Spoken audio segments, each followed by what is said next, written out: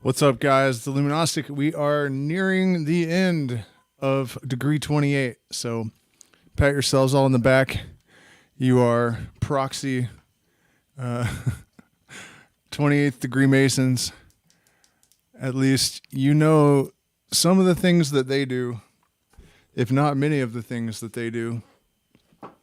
And we're going to be bringing this all to a climax, I'm sure, at the end of the chapter here. What is this? What is this weird looking crap here?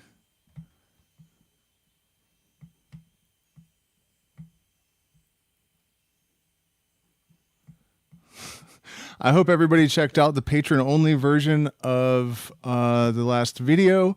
I'm going to release all of my videos in the future unless they're very simple. As patron only as well, with commentary or extra scenes or something significant. I feel like the patron only version was a lot more interesting. Also, my screen says I'm experiencing buffering, so if I go back and this stream is a mess, I will redo it and repost it. So at any rate, let's see if I can remember where we left off. I believe we were talking about wisdom, chakma, as the principle of all things, these two together. It is the father of fathers, and in it are the beginning and the end of all things. Microprosopus, the second universal, is the issue of wisdom. Notice that Microprosopus, although he is the first, is called the second universal. And that's because the first, paradoxically, is zero. And you know, zero embodies paradox all the way down to the symbols of the line, pi, you know, going on infinitely. And the line, you could just continuously circle it, but then there's an empty space in the inside that supports the infinity that is its identity, really.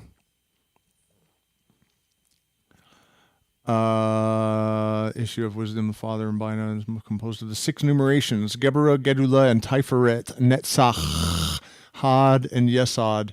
It represented under the form of a man and said to have at first occupied the place afterward filled by the world Bria of creation, but afterward to have been raised to the absolutic sphere and received wisdom, intelligence, and cognition from the supernal wisdom and intellectuality.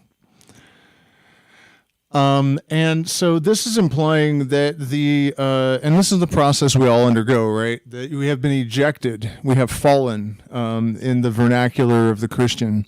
We have descended through the spheres of the Kabbalistic tree of life and become trapped in matter. And it is through the,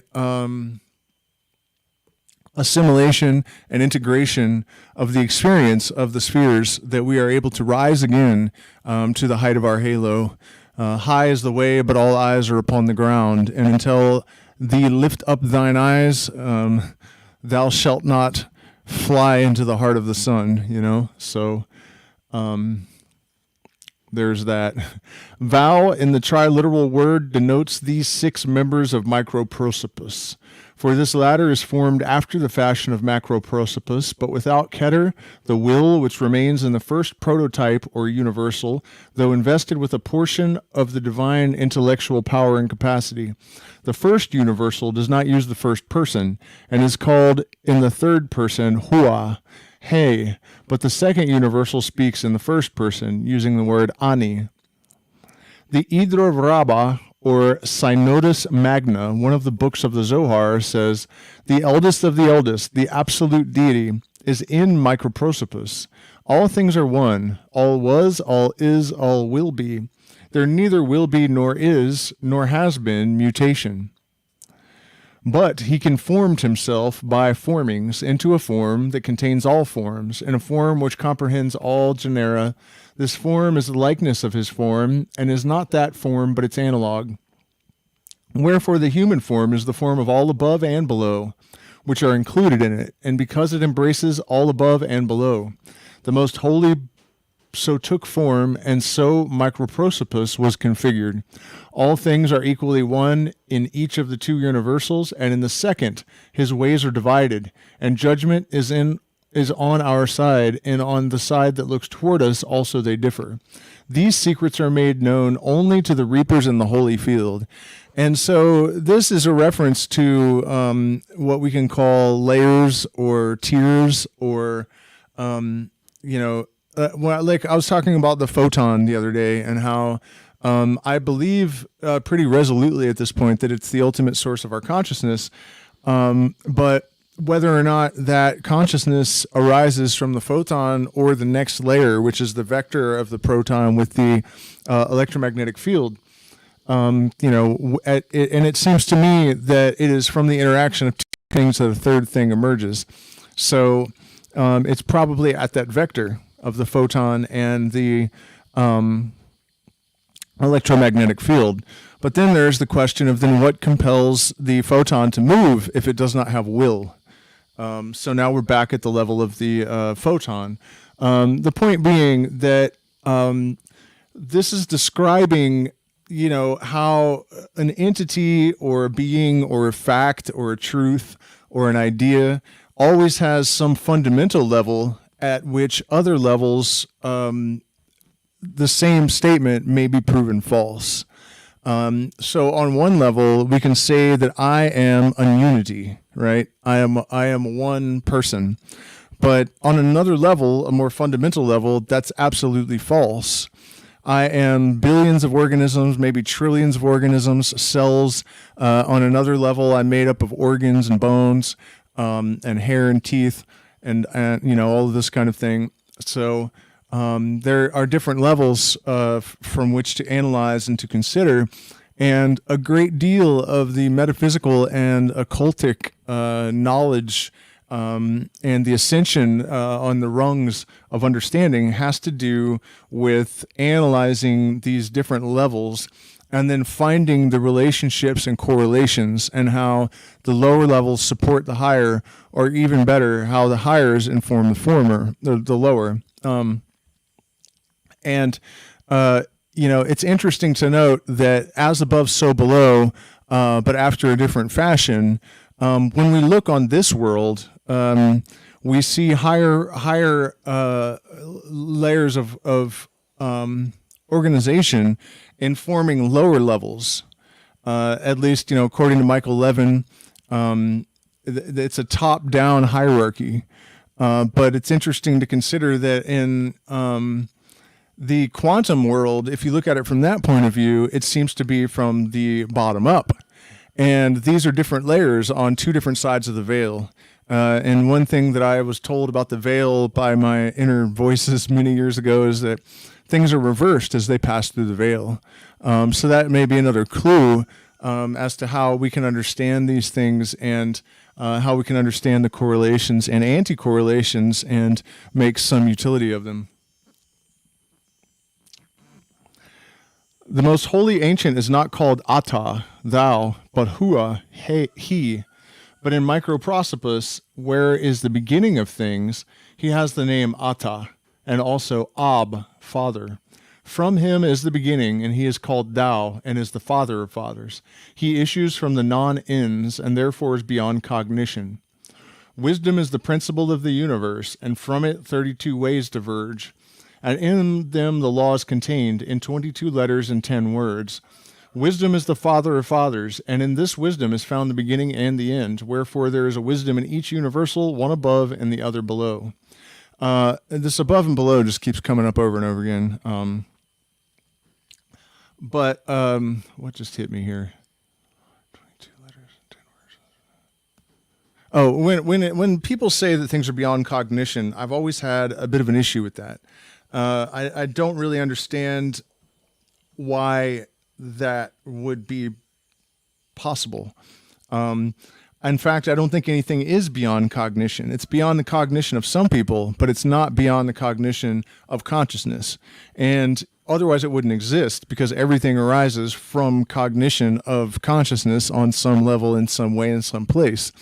So this is another limitation and a borderline, I think, that is imposed on us by these ideas of hierarchical religion, where man is lower and groveling and prostrated on the ground, when in reality he should be standing upright and,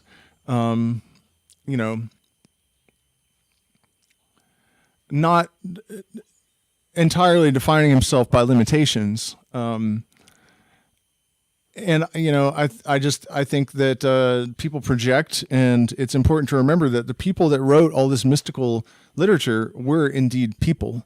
And another thing that I suspect when they say that it's beyond cognition, it's not even that they're necessarily saying that we can't understand.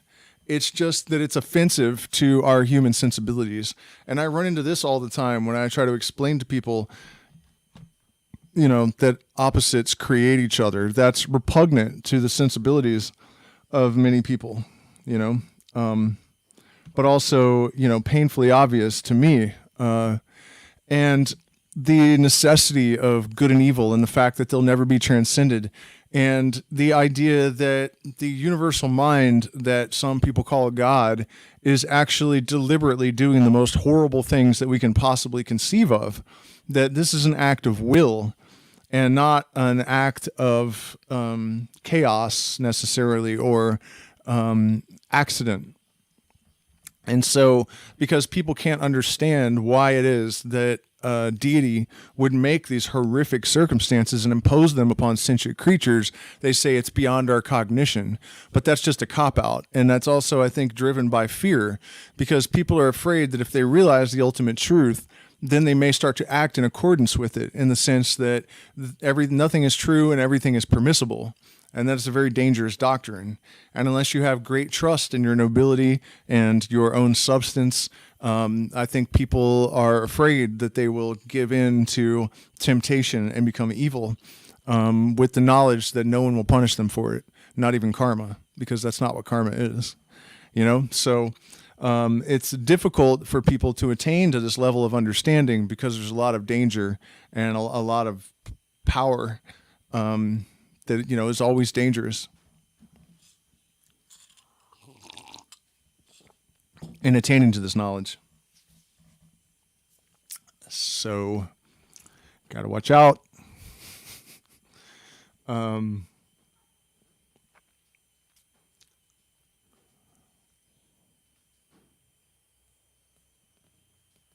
commentary of Rabbi Chajun Vital on the Sephra de Zinuita says, at the beginning of emanation, Microprosopus issued from the Father and was intermingled with the Mother under the mysteries of the letter He, resolved in Yod He, that is, Dalit and Vow, by which Vow is denoted Microprosopus, because Vow is 6, and he is constituted of the 6 parts that follow Chakma and Bina. And according to this conception, the Father is called Father of Fathers, because from him these fathers produced benignity, severity, and beauty. Microprosopus was then like the letter Vow and the letter He, because He had no head. But when He was now born, 3 brains were constituted for him by the flow of divine light from above. And now we're getting into the actual sort of biology of the structural analysis of this consciousness, and what we refer to as its body. The 3 brains governing different modalities of its existence. So Keter, Chakma, and Bina are now minds. They're operating within parameters with duties assigned to them, and they are evaluating and creating and analyzing and experiencing so that they can create 3 more and 3 more. And so we're reminded of the fact that 666 is 6 protons, 6 neutrons, and 6 electrons of carbon. And we're getting closer to the mystery of microcosm and macrocosm by understanding that the structure of 6 protons, 6 electrons, and 6 neutrons is not coincidental. And we also will notice that it adds to 18, which adds to 9. And so now we have 6 and 9.